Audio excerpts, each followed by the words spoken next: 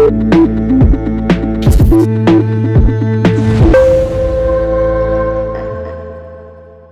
शक्ति मंत्री गजेंद्र सिंह शेखावत का जालौर दौरा, कहा जिन्होंने पेपर खरीदकर नौकरी ली उन्हें बाहर का रास्ता दिखाएंगे। जालौर जिले के सायला में भाजपा ने जन आक्रोश महासभा को संबोधित करने पहुंचे केंद्रीय जल शक्ति मंत्री गजेंद्र सिंह शेखावत सहित सभी भाजपा नेताओं और पदाधिकारियों ने कांग्रेस सरकार पर हमला बोला। वहीं मंत्री के भाषण शुरू होने तक मंच के सामने कुर्सियां खाली नजर आईं। हालांकि बाद में बड़ी संख्या में लोग मौजूद रहे। सायला में भाजपा की जन आक्रोश यात्रा की सभा में केंद्रीय जल शक्ति मंत्री गजेंद्र सिंह शेखावत ने नकल प्रकरणों पर राज्य सरकार को घेरा और सीबीआई जांच की मांग की।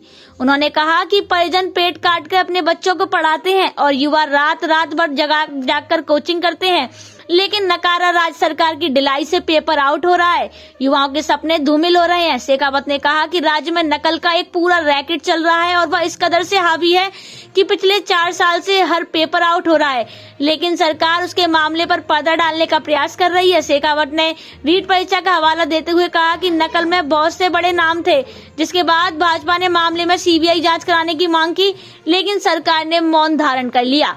शेखावत ने हाल ही में शिक्षक भर्ती परीक्षा उल्लेख करते हुए कहा कि अब तो नकल एक्सप्रेस तक पकड़ी जा चुकी है, लेकिन सरकार फिर भी कार्रवाई नहीं कर रही।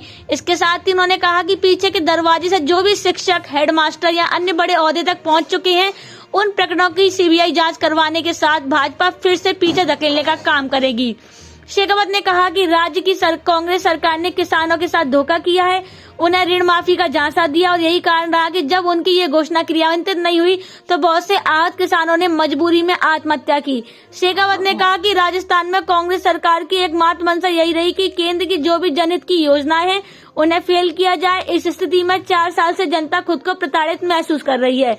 इस दौरान कार्यक्रम में भाजपा विधायकों समेत भाजपा के पदाधिकारी, कार्यकर्ता एवं बड़ी संख्या में भाजपाई नजर आए। हमने जो है किसान कोई नाराज नहीं थे, जय जयकार करके गए, बाहर बैठे थे, फिर बाद में जय जयकार करके गए। मेरे कहने के बाद मुझे मिले, उसके बाद में उन्होंने बड़े आराम से जय की, जय जयकार लगाए। मेरे व्यक्तिगत भी जय जयकार की है, भारतीय जनता पार्टी की भी की है और नरेंद्र मोदी जी। सर आपने दावा क्योंकि उनको जो अंदेशा था वो अंदेशा मैंने कागज दिखा करके क्लियर किया है कि हमने एफिडेविट ऑलरेडी फाइल कर दिया, जून महीने में ही कर दिया। उसके ऊपर कोर्ट को, न्यायालय को निर्णय करना है। न्यायालय जो निर्णय करेगी उसके अनुरूप जो है हम तुरंत कार्रवाई करने के लिए हम भी प्रतिबद्ध हैं और हम करेंगे। सर आपने मैं तो देखिए ये तय करने का काम भारतीय जनता पार्टी में व्यक्ति का नहीं होता। मैं चुनाव लड़ूंगा, नहीं लड़ूंगा, सांसद का लड़ूंगा, संगठन में काम करूंगा, ये तय करने का अधिकार मुझे नहीं। मैं 1992-93 में स्टूडेंट यूनियन का प्रेसिडेंट बना था। अमूमन 93 में मुझे पूछा करते थे क्योंकि उस समय ही मेरा टिकट तय हो गया था, लेकिन उसके बाद मुझे हर चुनाव में पूछते थे कि आप कहाँ से चुनाव लड़ोगे। तब भी मैंने कहा ये संगठन का दायित्व है कि मुझे क्या काम करना है। मैं कभी भारतीय जनता पार्टी की दहरी पे नहीं चढ़ा, मैं सीमावर्ती क्षेत्रों में काम करता था। जिस दिन संगठन ने तय किया मुझे चुनाव लड़ना है, मैंने चुनाव लड़ा। संगठन ये तय करेगा कि मुझे इसके बाद में ये काम करना है, और ज़रूरी नहीं केवल सरकार जो है राजनीतिक क्षेत्र में ही।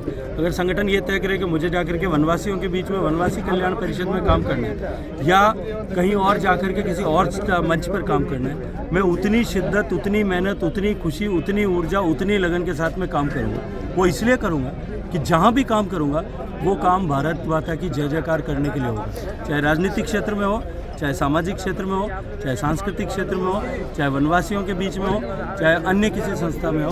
सभी जगह हम एक ही लक्ष्य को लेकर के काम कर रहे हैं और वो काम जो है करने की प्रेरणा, ऊर्जा हमें अपने विचार से मिलती है। भूंगरा पर ऑलरेडी माननीय प्रधानमंत्री जी ने डिक्लेरेशन कर दिया है और इसके अतिरिक्त माननीय प्रधानमंत्री जी ने 2 लाख दिए, 6 लाख रुपए सिलेंडर एक्सप्लोजन के इंश्योरेंस क्लेम से मिलने वाले, 2 लाख रुपए हमने आईओसी के लोगों से इकट्ठा करके दिए।